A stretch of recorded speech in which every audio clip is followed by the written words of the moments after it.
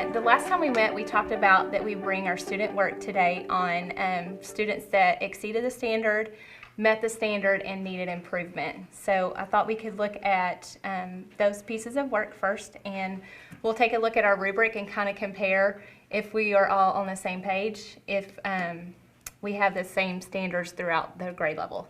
Okay. So does someone want to start first and share your, y'all want to start with our exceeding standards student? This student, I said exceeded the standard, and a lot of the things I was looking at were in the headings, but also in the opening and the closing of the work.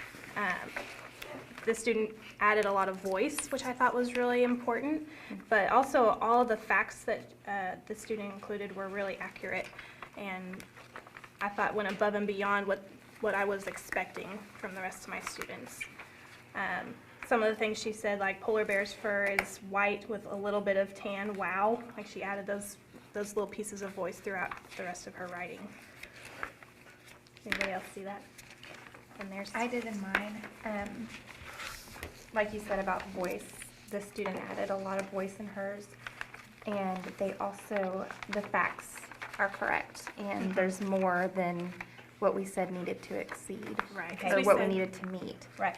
So what do you think caused them to have such accurate information? Like how do you think that came about? I think by using the thinking maps, whenever they were reading and we were asking them to use their thinking maps to write down the facts that they located. I think it helped with the organization, and it helped them really focus on the specific headings, especially as well. Okay. And what did you see, Bridget?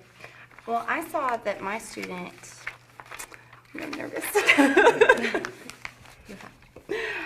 I chose the student as exceeding the standards because instead of having only 3 headings, he wrote an extra heading about Wolfpack leaders. And he also added a lot of voice, which I saw in most of my students. They added voice into their headings. Okay. Maybe you guys too, when you're talking about like a voice or whatever, just like you would with commentary. Yeah. Give examples. Okay. Yeah, like how they use voice. Okay. And why understanding headings is so important as far as them understanding the main idea. Right. Okay. So can you show us an example of maybe where your student used some voice in their report? Under his heading, How Wolves Look, he said, did you know wolves are 6 feet to nose all the way to their tail? That's long. So he commented on the fact that he stated. Yeah, and I like the way that he did that because he's not only just adding voice, but also adding his opinion, you know, Right. to tie in with that. And yeah, we see that with those Right. nonfiction books that we researched before we started our reports. What about you guys? I think you shared one, Megan. This one says they can kill a human with 1 scratch. That's cool. So she just, when she finds something interesting, she comments on it, and you can tell that she's excited about what she's learning in her report. Okay. Mine did the same. They actually started theirs with voice and said, I think pandas are cute, do you? Pandas are black and with big white spots. Also, they are 4 to 5 feet tall. Okay, so we could all agree that our kids who did exceed the standard did use their voice and added in some of their opinion on what Right. they thought about that particular animal. Right. Okay. Anything else that you noticed in your kids who exceeded the standard that we looked at with our rubric that you felt like they did a really good job on? I felt like Leeds was somewhere where I really noticed kids either exceeded or were meet. Like it was very clear the kids that were able to exceed or meet, and especially with like the different types of Leeds. Like hers says polar bears can kill a human with 1 scratch. These animals look sweet and cuddly, but they are fierce hunters. So she gives like a warning to the reader, which I thought was really interesting. One of my few students that did that. Okay. Why don't we look at our checklist too and kind of maybe determine, like, did the rest of you, like, do you feel like that your leads, I know Megan mentioned that they either exceeded or they needed improvement on their leads. What about Stephanie, you or Bridget? What did your class do the same with their leads? Mine looks about the same to what Megan was saying. Okay. I felt like maybe we needed more practice with it, Uh-huh. or Definitely. better examples, maybe exemplars, Uh-huh. for the next time that we do it, because I felt like some of the kids were just unclear about what the expectation was a little Right. bit, and maybe that's why we had a harder time in the leads. Yeah. And maybe by doing it again the next time we write to this genre, then they will get better with it, and we can, again, show them some exemplars that we can use for that. So that can be something that we can think about for the next time that we do this piece of writing, is looking more at those leads and really focusing on those. Did anyone Okay. have a different type of lead? I know hers gave a warning. Did anyone have like an exemplar from another type of lead? Go ahead.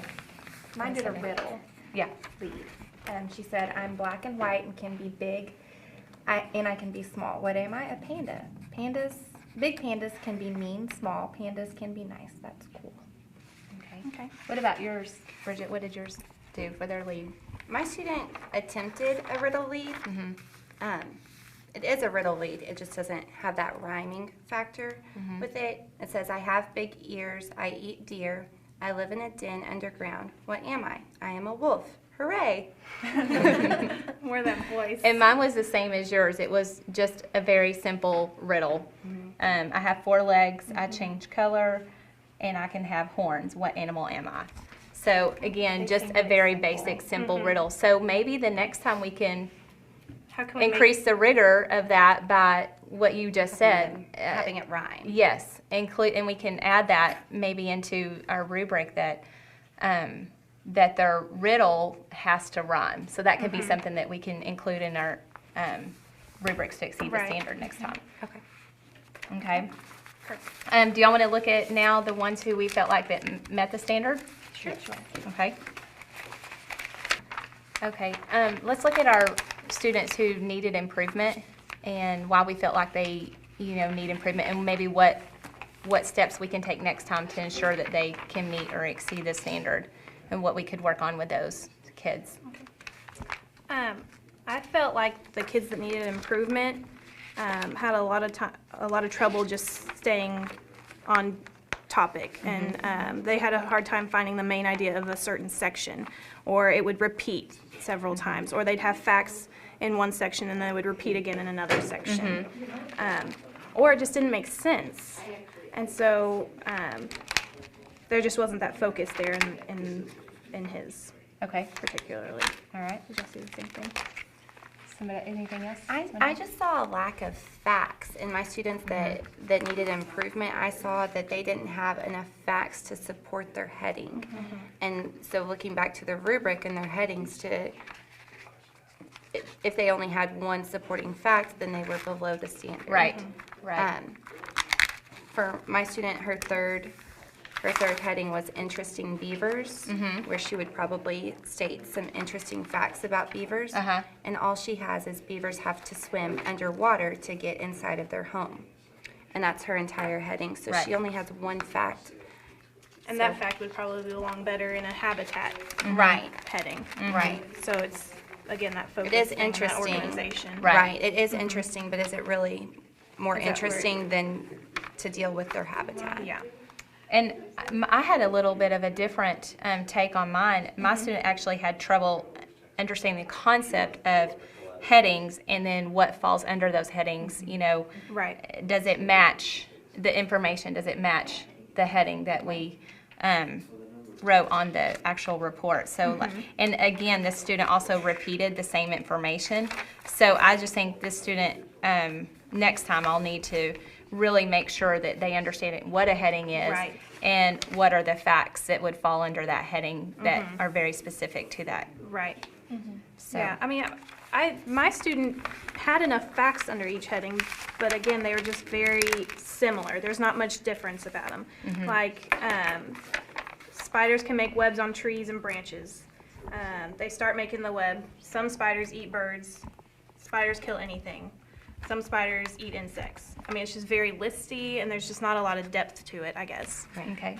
So he had the facts there, but it just doesn't make sense, or it's Right. not in order, or it just didn't flow Okay. naturally.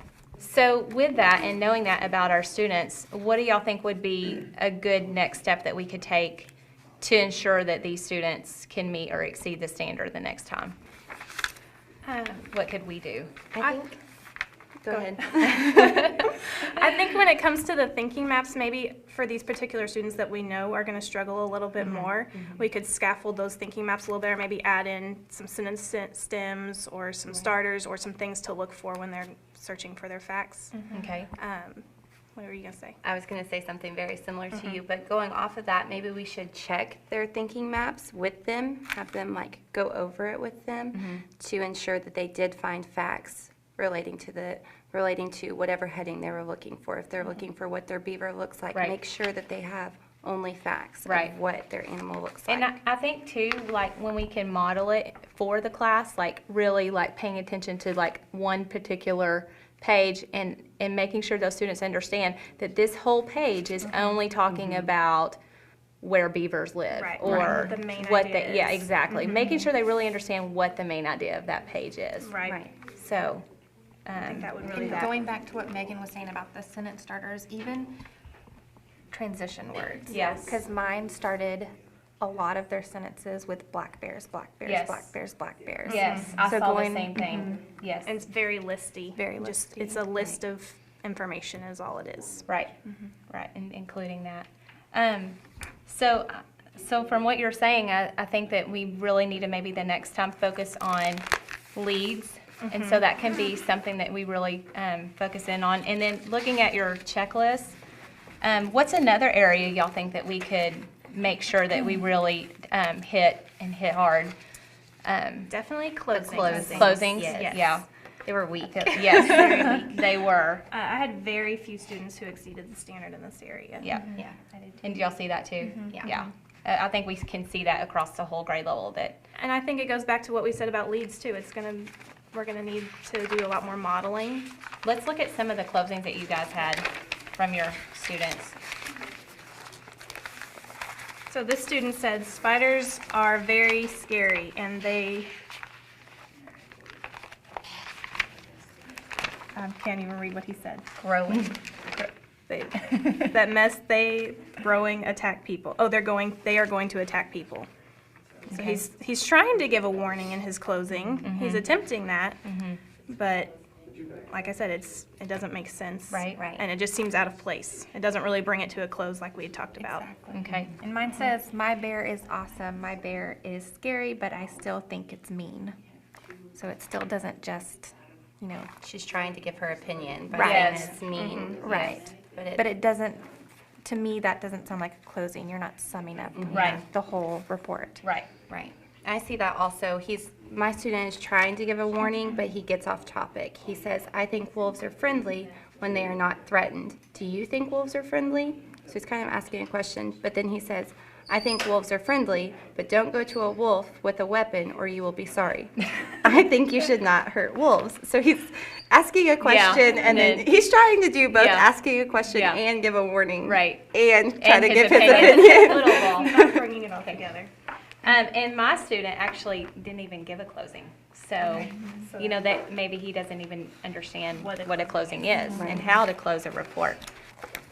So going back to, we talked about how we had students who struggled with headings and not really understanding the concept and, they're not making sense or they had the wrong information. I found this book, Crafting Nonfiction, and this had some really good ways that we can model that for the students and teach in our openings with them, and then headings that will help the reader. And then I thought we could, once we do model that for them and give them some examples and maybe show them some exemplars of some of our students who did do a great job with their headings, that we can have them try it in their writer's notebooks in the try it section and try those things out. And what do y'all think about maybe doing the same, just kind of the same thing with that, with leads and with closing, trying some different closings out in leads as well. And then, going along with the closings and the leads, I think it'd be great for them to try it one of each kind or one or two of each kind and then pick their best one or have a partner pick their very best one. Right, exactly. Sometimes what they think might be their best is not Right. always Right. what others would think would be their best. Right, exactly. And how you would tie that into a reader's workshop too. Yes, You would do that, I mean. right, right, exactly. Well, and in readers, we could have them find closings in their nonfiction books that they're reading.